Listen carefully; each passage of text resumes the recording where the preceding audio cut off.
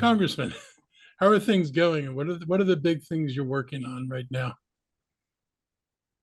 other than saving democracy, Well, or maybe including saving democracy? um, you may have seen that we had a hearing on the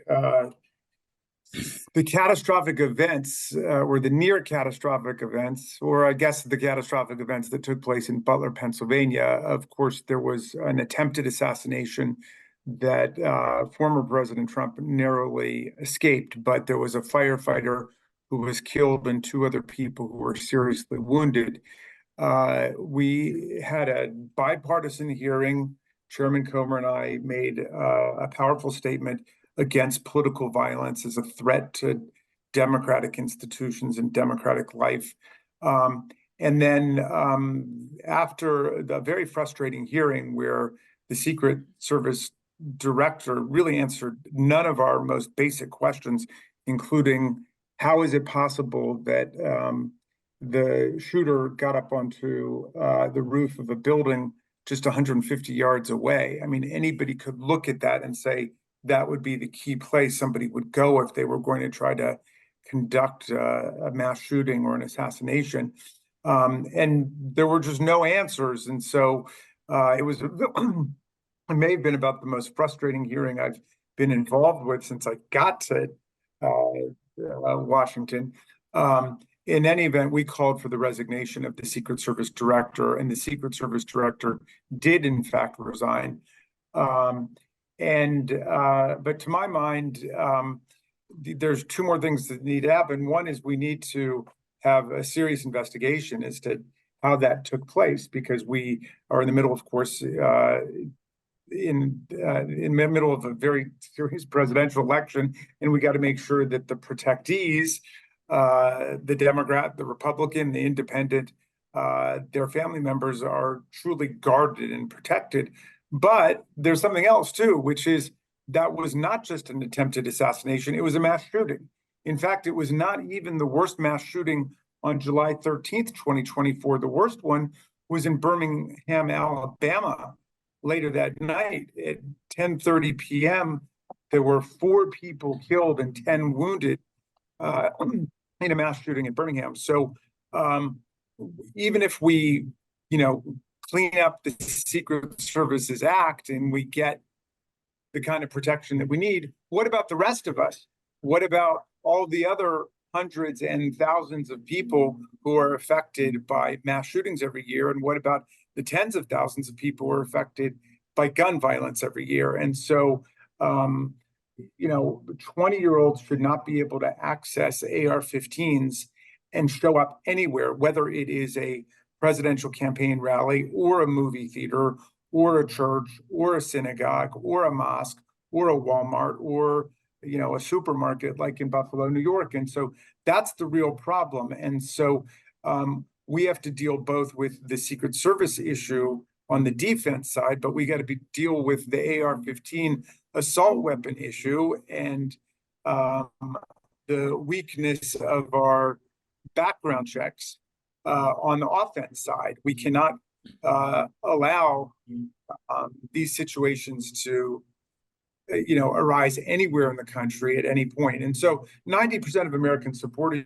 universal violent criminal background check so that we can close the private gun show loophole, we can close the internet loophole, and 80% of the people support a ban on AR-15s and military-style assault weapons for daily civilian life. It just doesn't belong there. And so we're pushing for that. It's obviously going to be tough in this Congress, but I'm very hopeful that in the next Congress, we're going to be able to make this happen. I'm hopeful too. I mean, it was kind of bizarre that the Supreme Court actually approved the use of these little trigger devices that basically turn a bad enough weapon into an automatic weapon. I was at a meeting actually where somebody told me how they had banned them, and I picked up my phone and I Googled the device. I showed him, I said, apparently you haven't banned them very well, because I can buy one now and it's on sale. And it's alarming that we've got to be sure we follow up on the things we say we're going to do. It's alarming the Supreme Court goes through some, wordy artifice to come about with how this is not an automatic weapon, even though it functions like an automatic weapon at the end of the day.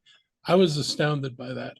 And I'm astounded by the lack of discussion about guns in this case. You would think that Republicans, actually, I think most normal Republican voters probably share with us the same concern. Like you said, if you're getting 96% of the public who says that you ought to be doing background checks, this is not a partisan issue.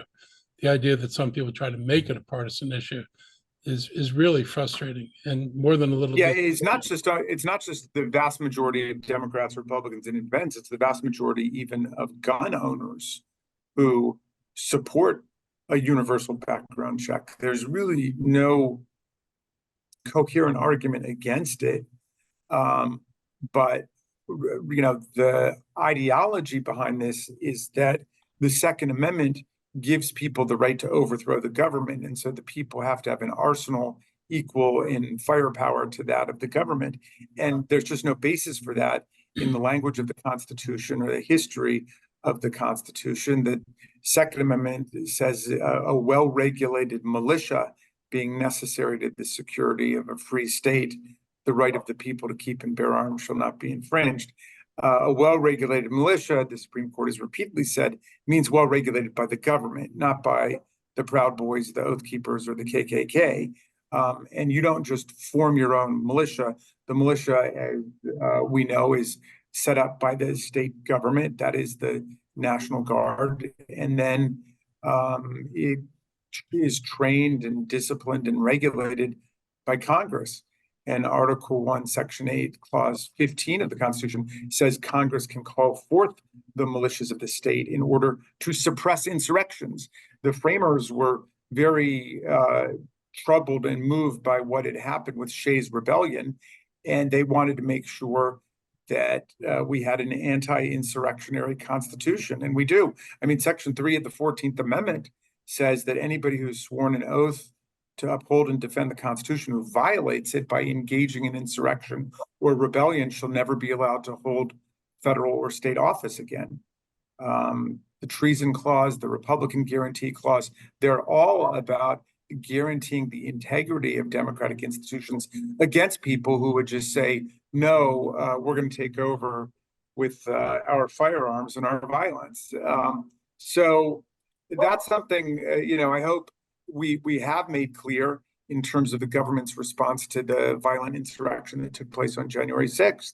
Nobody has had their charges dismissed or their conviction reversed on the grounds that they had a Second Amendment right or some kind of constitutional right to overthrow the government. It just doesn't exist. So it's not true that the people need to have AR-15s to overthrow the government. Nobody's got a right to overthrow the government, and the AR-15s are just become a danger to people in normal civilian life. You can change the government with a vote. That's why we have votes. I mean that's what the social contract is all about. Nonviolent resolution of conflict and not violent resolution of conflict. So that's just like a basic precept of civil society that is now on the table. And it's just sad that we have such commanding majorities of Americans who want to see reasonable gun safety regulation, not taking away people's rifles for hunting and recreation, not taking away people's handguns for self-defense, but taking away the possibility of weapons of war, unless people have a special permit and reason to have them. But it is a sign of the degradation of public discourse that after what happened at Butler, Pennsylvania, there was this emergency mobilization to focus on the Secret Service, which I was part of. That's great.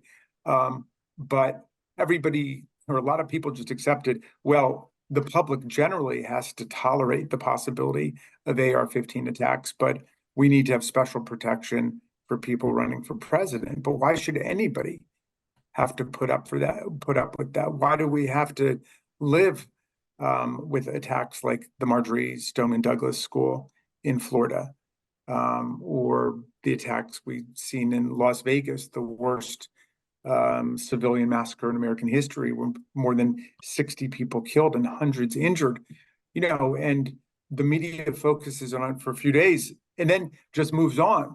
But for the people who've been hit. Yep. This includes mass shootings that have taken place in our state. You live with it for the rest of your life.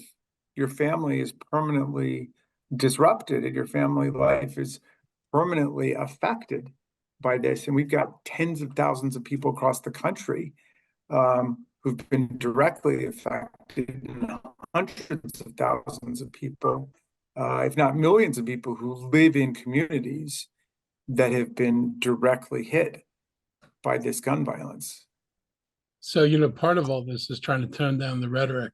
And I'm a little bit concerned, and I wonder if you've seen any movement um, in getting some of the Republicans to stop saying things like, if we don't win an election, there's going to be a bloodbath. I mean, that to me is not only inflammatory, but it puts, if you're worried about people getting nervous and thinking about how they're going to respond to all this, telling people there's going to be a bloodbath if we lose is not exactly a way to calm down the tempers in the country. I mean, I've been around long enough. I'm even older than you.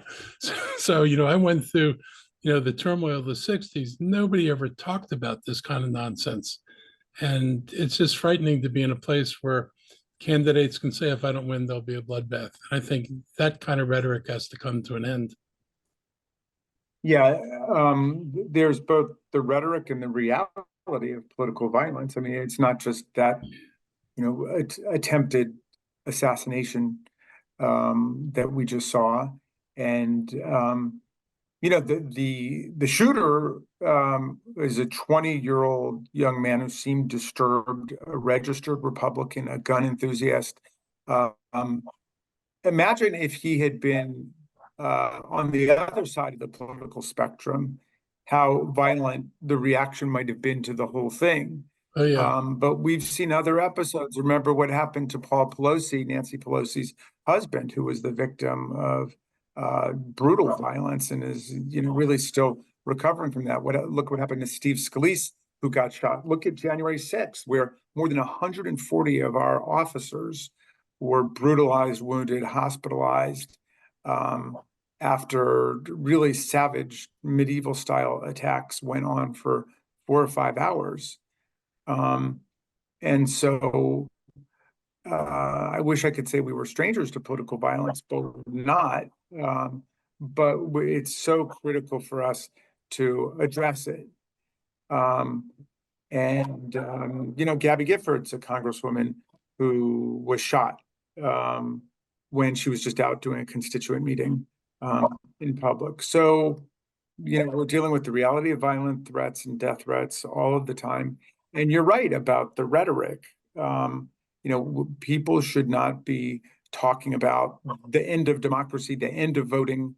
I heard the former president say, well, just vote in this election and we don't have to worry about it anymore. We'll take care of it after that. That's just the dangerous rhetoric. And the anti-democratic rhetoric goes hand in hand with the rhetoric of political violence. And anti-democratic is not just big D, but it's really little d. I mean, this is an assault on people. Oh, yeah. This is democracy at its core that they're attacking, which is disturbing. Well, we want to be able to teach young people for real that democracy is a system where people articulate and debate issues, but conflict is resolved peacefully and nonviolently, and we all abide by the rule of law. Authoritarian and fascist political parties, the political scientists tell us, have certain hallmarks, and one of them is that authoritarian parties don't accept the results of democratic elections that don't go their way. Another is that they embrace political violence or refuse to disavow it as a means for obtaining political power.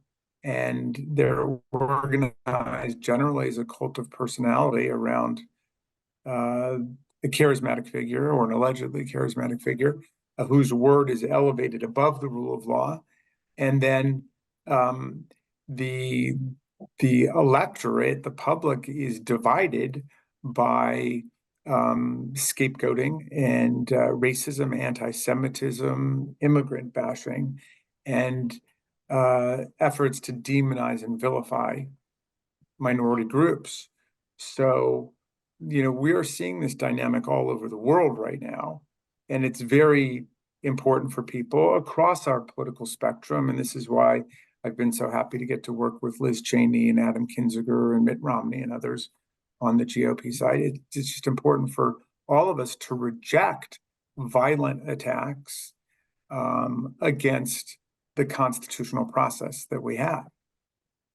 It's not sustainable to be like this, and it's not fair to put people on edge. I mean, it's terrifying to think that people will wake up, suppose the Democrat wins in November, to have to wake up and think, is the next thing we're going to have to face another insurrection because they don't like the outcome of an election? That's just unheard of in this country. And Yeah. Well, I feel like change.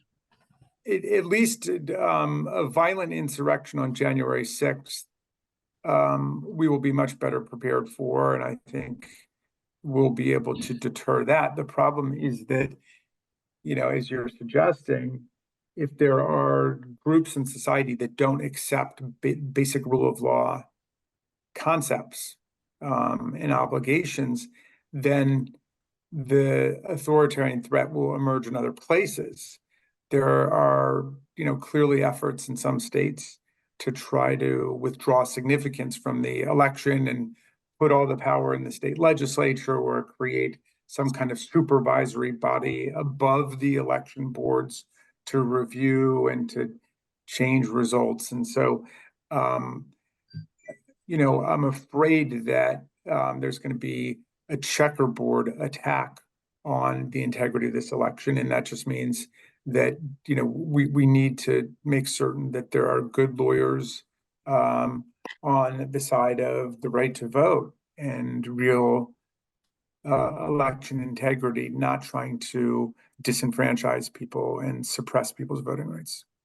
I hope you're right. This is really a crucial time in this country, not unlike anything I think any of us have seen in our lifetime. It's unlike anything that I can think of in the modern, political era, where the survival of democracy was actually at stake and people challenged the legitimacy of elections. I mean, there have been controversial elections, but nobody's ever gone to the point that this has gone to, and that's a little unsettling. On the bright side, what do you think? Do you have hope that the interest rates are going to drop finally? Can I be frank? Yeah. One of the most disturbing things I heard from Powell early on was bemoaning the heating up of the economy for creating so many jobs. And the result of so many jobs is that workers were in a better position to compete for higher wages. I always thought that job creation was like a really good thing. And then if the economy was creating jobs, we'd be celebrating because that meant people were getting paychecks instead of welfare checks. What happened? Well, under the Biden-Harris administration, we've seen not only the creation of 15 million new jobs, but real wage growth. And, as close to full employment as we've ever been in our lifetime. And we're also seeing a renaissance in the labor movement, and a lot of young people, the big majority of young people, I just saw an article about this yesterday, favor unions and would like to have the opportunity to get into a union, and so the growth of unions has generally accompanied the growth of the economy and strong job growth. So I think we're in a strong place, and I generally don't make predictions about interest rates, so I don't know. I'll have to ask Sarah about that. She might be able to tell me. Yeah, I dearly hope there's a drop. I mean, it certainly affects the economy. Yeah. Congressman and Yep. Mr. County Executive, but I just like to interrupt in this very important conversation. Congressman, we were notified that you need to depart by 1:30. Is that the case? So you can remain a little longer so we can take some questions from the media? I've got a meeting. Let's take a few questions. I've got a meeting and I can be a couple minutes late for it. Okay, all right, let's go ahead and do that real quick. Members of the media, if you have any questions for the congressman, please raise your hand and we'll call on you. No questions for the congressman? Oh, there's Jeannie Bixby, Mocha 360. Good afternoon, Jeannie. Good afternoon, Lorna, Mark. Hi, Representative Raskin. My name's Jeannie Bixby. I'm a reporter with MoCo 360. I was wondering, going back to the gun violence conversation, what have you seen at the local and state level here, or what would you like to see at the local and state level to address those issues? Well, of course, but when I was in the state legislature, I was proud to, be one of the movers for the Maryland Firearms Control Act of 2013. We banned the assault weapons, and that was part of a broader package that included a universal violent criminal background check. And so we've been able to get a lot done. The problem, of course, is that you can't really have gun safety in one state. Right. Maybe in Alaska or Hawaii that works a little bit, but basically, we're surrounded by states, Virginia, Jersey, Delaware, where it's very easy to acquire firearms. And at least when I was in the legislature, I don't know what the figures are now, but half of the firearms recovered in homicides in Maryland had come from out of state, had come from New York or Jersey or Virginia or North Carolina. I think that Maryland's taken the high road, and I think that there are I remember there was one mass shooter in Howard County.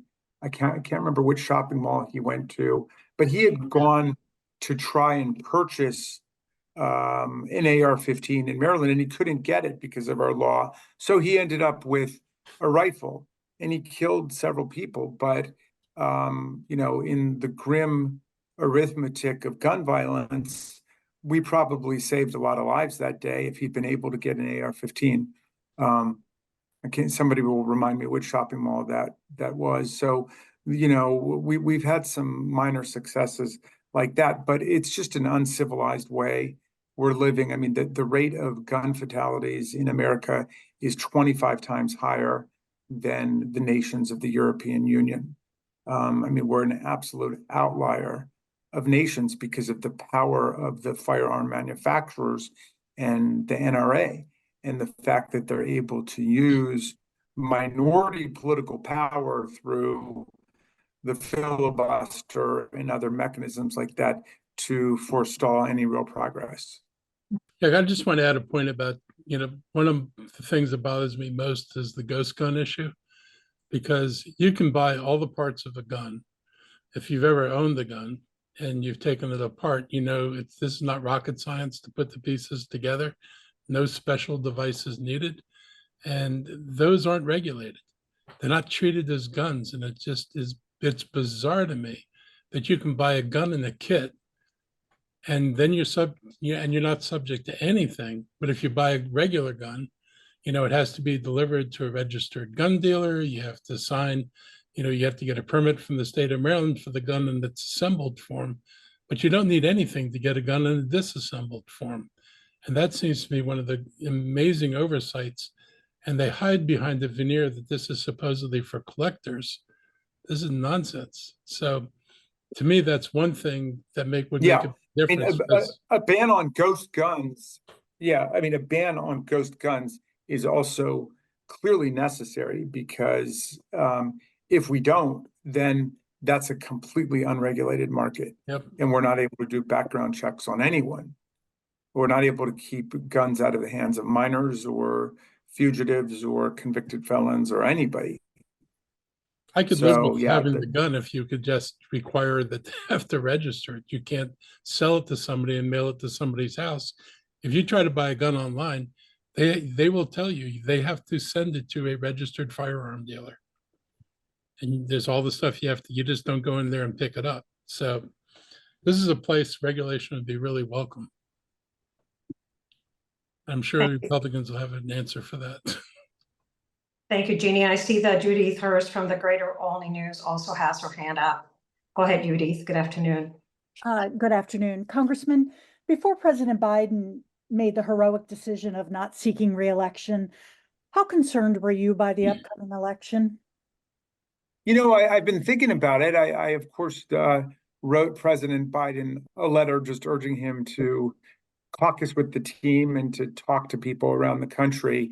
You know, but I was worried a bit about the reaction to the debate,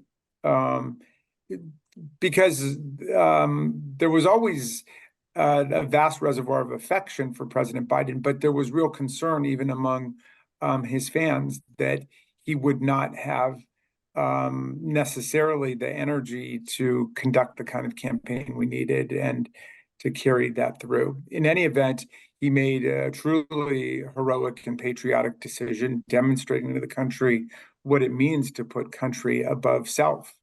And the consequence has been magnificent. It's just been politically explosive. It's just been an electrifying thing on the Democratic side and among independents and even among some moderate Republicans who are looking for a strong, viable candidate against Trump. So, you know, I just think President Biden did the right thing. Politics is a tough business, and being president is the toughest job. And I think it wears on even people much younger. I mean, look at what it did to President Obama. I saw him not long ago, and it just ages you. I mean, that's a job where you wear all the worries of the world if you do it the right way, as clearly President Biden has. But, you know, he's been a fantastic president, and he's going to continue to be a fantastic president for the next 6 months. And he remains the heart and the soul of the Democratic Party. And I think he could end up making one of the greatest speeches of American history at our convention, and will definitely be you know, bathing in the love and the adoration of the country at that moment. Thank you very much. Thank you, Judy. Members Okay. of the media, any more questions for the congressman before he needs to depart? No more questions? Thank you, Congressman. Mr. County Executive, do you want to say goodbye to the congressman? Yeah, I want to say goodbye. Actually, don't want to say goodbye, but I'll say goodbye. I really appreciate you coming on. Goodbye for now. Anytime you want to come and talk about things of importance, you know, this is an opportunity to talk to the, you know, residents of the county and the media. We're happy to contribute to a further dialogue because, you know, frankly, you don't have to have these kind of conversations in normal political life. This is a good thing. Well, the pleasure, the honor are all mine, Mark. Thank you for the great work you do on behalf of the more than 1 million people who live in our county. And thank you to your staff and everybody who's, you know, who puts this together. And I will definitely come back soon. And I appreciate the fact that we have a very lively and exciting presidential campaign, as well as a Senate campaign and House campaigns. And we've got a lot of interesting stuff going on. And I look forward to seeing everybody out there talking about the issues of the most concern to us. We will continue. Thank you very much. Thank you. Best to you. Thanks, everybody. Thank you, Lorna. Thank you. Have a good one.